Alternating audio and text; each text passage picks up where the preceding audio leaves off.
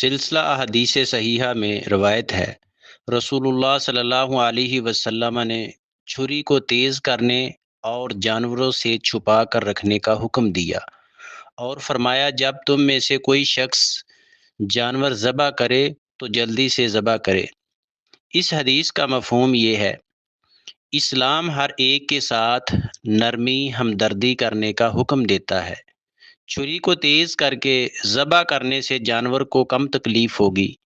جانور کے سامنے چھری تیز کرنے سے جانور ڈر جاتا ہے، جبکہ اسلام بغیر کسی وجہ کے کسی کو بھی ڈرانے سے منع کرتا ہے۔ چھری تیز ہوگی تو جانور جلدی ذبح ہو جاتا ہے۔ کند چھری سے جانور ذبح کرنا، یا جانور کے سامنے چھری تیز کرنا، یا جانور کے سامنے دوسرے جانور کو ذبح کرنا ظلم ہے اور نبی کریم صلی اللہ علیہ وسلم کی سنت کے مخالف ہے۔